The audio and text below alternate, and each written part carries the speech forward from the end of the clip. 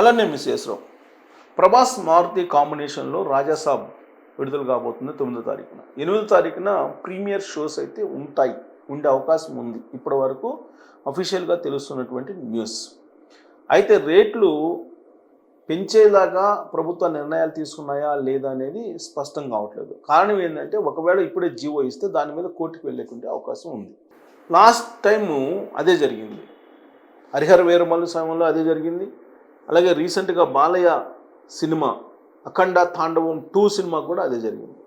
అందుకే జీవో ఇంకా విడుదల కాలేదు. బహుశా చివరి నిమిషంలో ఏమైనా ఇస్తారా అనేటువంటి ఒక అభిప్రాయం ఉంది.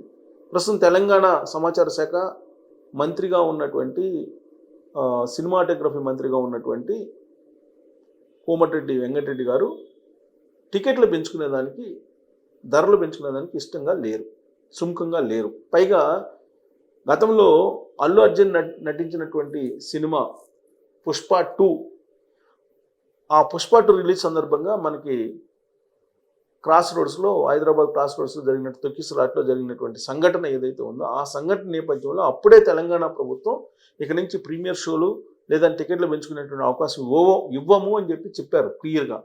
అయితే సడలించాల్సి వచ్చింది. కొన్ని సినిమాలకు సడలిస్తూ వచ్చారు. అది వివాదాస్పదమైంది. ఇప్పుడున్నటువంటి కాంగ్రెస్ ప్రభుత్వాన్ని బద్నాం చేసే పరిస్థితికి వెళ్ళిపోయింది. అందుకే అలాంటి అవకాశం ఇవ్వకుండా ప్రీమియర్ షోలకు కానీ లేదా ధరలు పెంచుకునే దానికి కానీ అవకాశం ఇవ్వము అని చెప్తున్నారు.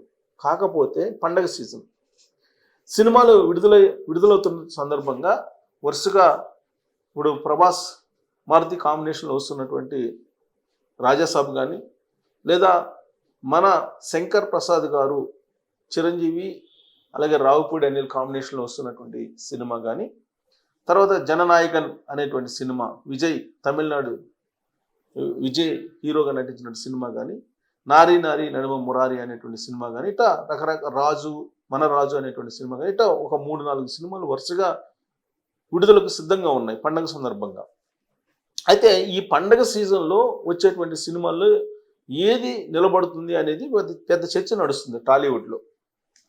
మన శంకర ప్రసాద్ గారు అనేటువంటి సినిమా ట్రైలరు కొద్దిసేపటి క్రితమే రిలీజ్ అయింది, థియేట్రికల్ ట్రైలర్. ఈ ట్రైలర్లో చిరంజీవి గారి టైమింగ్స్ కానీ, ఆయన కామెడీ కానీ, ఆయన డ్యాన్స్ కానీ కొంచెం హైలైట్గా నిలుస్తున్నాయి. అలాగే స్పెషల్ ఎఫెక్ట్గా వెంకటేష్ కనిపిస్తూ ఉన్నారు. అయితే రాజాసాబ్ ట్రైలర్ కూడా రిలీజ్ అయింది. రాజాసాబ్ ట్రైలర్ చూస్తే కనుక అది క్రైమ్ థ్రిల్లర్ సినిమా లాగా కనిపిస్తూ ఉంది. ఈ సినిమా సెన్సార్ సర్టిఫికేట్ పొందినట్టు యూఏ సర్టిఫికేట్ పొందింది. అయితే సెన్సార్ సభ్యులు చెప్తున్న రివ్యూ ప్రకారం ఈ సినిమాని బాగా సాగదీశారు అని తెలుస్తుంది. పైగా క్లైమాక్స్ దాదాపుగా 40 నిమిషాలు ఉంటుందట. క్లైమాక్స్ బోరు కొట్టించేటువంటి క్లైమాక్స్ అని సెన్సార్ సభ్యులు చెప్తూ ఉన్నారు. ఇది వరల్డ్ రికార్డులో ఒకటిగా నిలుస్తుంది ఈ సినిమా అంటున్నారు. 3 గంటల 10 నిమిషాలు నిడివి గల క్రైమ్ థ్రిల్లర్ సినిమా అంటున్నారు. Crime cinema. ఈ క్రైమ్ సినిమా 3 గంటల 10 నిమిషాలు అనేది బహుశా భారతదేశ చలనచిత్ర చరిత్రలో ఇంత నిడివి గల క్రైమ్ థ్రిల్లర్ సినిమా లేదట ఇప్పటి వరకు. ఇదే సినిమా అంటున్నారు. ఈ సినిమా మారుతి ప్రభాస్ కాంబినేషన్లో వస్తున్నటువంటి సినిమాగా చెప్తూ ఉన్నారు. అయితే దీంట్లో సినిమా అసలు ఎందుకు తీశారు, ఈ ఫ్రేమ్కి ఇంకో ఫ్రేమ్కి ఏంటి లింక్ అనేది కూడా తెలుసుకోవడం కష్టంగా ఉందనేది సెన్సార్ సభ్యులు ఇస్తున్నటువంటి లీక్స్. మరి వాళ్ళు ఇస్తున్నటువంటి లీక్స్ని బట్టి ఈ సినిమా ఎలా ఉంటుంది అనే దాని మీద కొన్ని అనుమానాలు అయితే ఉన్నాయి. ఇది హిట్టా ఫట్టా అనేది. అందులో ఇప్పుడు మన శంకర్ ప్రసాద్ గారు సినిమాతోటి పోటీ పడుతుంది. 8వ తారీఖు ప్రీమియర్స్ రాబోతున్నాయి ప్రభాస్ సినిమాకి. ఇంకోటి ఏంటంటే సెన్సార్ సభ్యులు ఇచ్చినటువంటి ఫీడ్బ్యాక్కి అలాగే ప్రభాస్ ప్రమోషన్స్ రాకపోవడానికి లింక్ పెట్టి ఇప్పుడు టాలీవుడ్లో చర్చ జరుగుతుంది. ఈ సినిమాకు సంబంధించినటువంటి రష్ చూసిన తర్వాత ప్రభాస్ దాని ప్రమోషన్స్కి దూరంగా ఉన్నాడు అనేది కూడా చెప్తున్నారు. కారణం ఏంటంటే ఆ సినిమా సరిగ్గా రాలేదు అనేటువంటి ఫీలింగ్లో ఉన్నాడు. ఇంకోటి నష్టాలతోటి సినిమాని ప్రేక్షకుల ముందుకు తీసుకెళ్తున్నారు. నష్టాలతోటి ఈ సినిమా నిర్మాణానికి దాదాపుగా 550 కోట్ల రూపాయలు ఖర్చు అయిందని చెప్తున్నారు.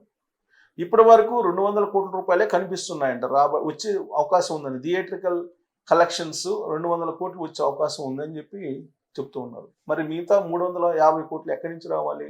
నాన్ థియేట్రికల్ కలెక్షన్స్ ఉండాలి. అవి ఎక్కడి నుంచి వస్తాయి? ఓటీటీ నుంచి రావాలి, శాటిలైట్ నుంచి రావాలి. మరి థియేట్రికల్ షేరే ఎక్కువ ఉండాలి యాక్చువల్గా. కానీ అది లేకుండా ఈ సినిమా నష్టాల్లోనే రిలీజ్ అవుతుందని చెప్పి టాలీవుడ్లో నడుస్తున్నటువంటి టాక్. కాకపోతే ఈ సినిమా మీద జరుగుతున్న నెగిటివ్ ప్రాపగండా ఏదైతే ఉందో దాన్ని అధిగమించి ప్రేక్షకుల్లోకి వెళ్ళడం అనేది ఒక మెరాకిల్. ఆ మెరాకిల్ జరిగితే తప్ప వెళ్ళే అవకాశం లేదు. ప్రభాస్ సినిమా అంటే కొంత ఫ్యాన్స్ ఫాలోయింగ్ ఉంటుంది. ఫస్ట్ 3 days కనుక ఆడితే కలెక్షన్స్ వచ్చే అవకాశం ఉంది. సింగిల్ డేలో 100 కోట్లు కలెక్షన్ చేసేటువంటి హీరో ఒక ప్రభాసే. కనీసం 2 days 3 days ఆడితే 300 కోట్లు వచ్చేస్తాయి. కానీ అప్పటి వరకు ఆ సినిమా అన్ని థియేటర్లో ఆడాలంటే ముందు రిలీజ్కి అవకాశం దొరకాలి థియేటర్లు అన్నింటిలో. ఇప్పుడు జనరల్గా సినిమా రిలీజ్ ఎలా ఉంటుంది అంటే ఆంధ్ర, సీడెడ్, నైజాం ఇలా ఉంటుంది.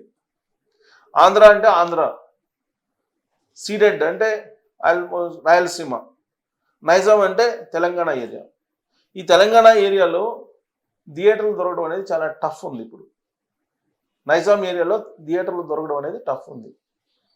నైజాం కింద హైదరాబాద్ కూడా వస్తుంది. అనేక సినిమాలు విడుదలవుతున్నాయి కాబట్టి ఇప్పుడు చిరంజీవి సినిమాకి థియేటర్లు ఇవ్వాలి. ఒకవేళ రాజాసాబ్ 8వ తారీఖు ప్రీమియర్ రిలీజ్ అవుతుంది, 9వ తారీఖు నుంచి రెగ్యులర్ షోస్, 12వ తారీఖున మనశంకర వరప్రసాద్ గారు సినిమా, దానికి 11వ తారీఖు ప్రీమియర్ షోస్ వేయబోతున్నారు. మధ్యలో 2 రోజుల గ్యాప్. ఈ 2 daysలో రాజాసాబ్ ఎంత కలెక్షన్ చేస్తుందో అంతవరకే. ఇంకా ఆ తర్వాత 3-4 సినిమాలు వస్తున్నాయి. ఈ 4 సినిమాల్లో మరి రాజాసాబ్ నిలబడుతుందా? ఆ తర్వాత సినిమాలు లేకపోతే కనీసం 3-4 రోజులు సినిమాలు లేకపోతే అన్ని థియేటర్లో రాజాసాబ్ కనుక విడుదల చేస్తే అప్పుడు కలెక్షన్స్ వచ్చే అవకాశం ఉంది, సినిమా ఎలాగున్నా కానీ ఆ పరిస్థితి కూడా లేదు. కాబట్టి సంక్లిష్ట పరిస్థితుల్లో రాజాసాబ్ అనేది ప్రేక్షకుల ముందుకు రాబోతూ ఉంది.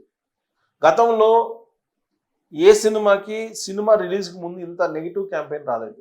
కానీ రాజాసాబ్కు మాత్రం రకరకాల రూపాల్లో నెగిటివ్ క్యాంపెయిన్ వస్తూ ఉంది. ఇలాంటి పరిస్థితుల్లో సంక్రాంతి బరిలో నిలిచేటువంటి సినిమా మనశంకర ప్రసాద్ గారు అనేది వినిపిస్తుంది. ఎందుకంటే 2025 సంక్రాంతి సందర్భంగా అప్పుడు కూడా అనిల్ రావిపూడి డైరెక్షన్లో వచ్చినటువంటి సంక్రాంతికి వస్తున్నాం అనేటువంటి సినిమా నిలబడింది. అదే తరహాలో ఇప్పుడు మన శంకర ప్రసాద్ గారు సినిమా నిలబడి మెగా హిట్ అందుకోబోతుంది అనేటువంటి ఒక టాక్ టాలీవుడ్లోకి వెళ్ళిపోయింది. ఇది ఇంటెన్షనల్గా కొంతమంది చేసినటువంటి పని, లేదా నిజంగానే రాజాసాబ్ రష్ బాగలేదా? సెన్సార్ సభ్యులు లీక్ చేశారు ఈ రష్ బాగలేదు అని. రాజాసాబ్ రష్ బాగలేదు, ఇది క్లైమాక్స్ బోర్ కొడుతుంది, 40 నిమిషాలు క్లైమాక్స్ ఉందని చెప్పి చెప్తున్నారు. అలాగే ఫ్రేమ్ టు ఫ్రేమ్ బాగలేదు, టేకింగ్ బాగలేదు అని చెప్పి చెప్తున్నారు. గ్రాఫిక్స్ కూడా అంత అతికినట్టుగా లేవు అని చెప్పి చెప్తున్నారు. ఇలాంటి నెగిటివ్ క్యాంపెయిన్ కావాలని చేస్తున్నారా?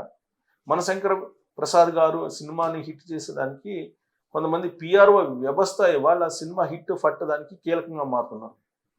పిఆర్ఓ వ్యవస్థ అనేదానికన్నా పిఆర్ఓ మాఫియా, ఈ మాఫియా బాగలేని సినిమాలకు బాగున్నట్టు, బాగున్న సినిమాలకు బాగలేనట్టు ఫోకస్ ఇచ్చే దాంట్లో కొంతవరకు సక్సెస్ అవుతుంది. ప్రేక్షకులు అంతిమంగా సినిమా బాగుంటే ఖచ్చితంగా వీళ్ళు ఎన్ని రివ్యూలు ఇచ్చినా కానీ అది హిట్ అవుతుంది. కానీ రాజాసాబ్ సినిమాకు మాత్రం నెగిటివ్ క్యాంపెయిన్ బాగా జరుగుతుంది. ఇలాంటి పరిస్థితుల్లో తెలంగాణ ప్రభుత్వం రేట్లు పెంచుకునేదానికి అవకాశం ఇవ్వకపోతే నష్టానికి మరింత నష్టం చేకూరుతుందా అనే దాని మీద మీరు కామెంట్ చేయొచ్చు. Thank you.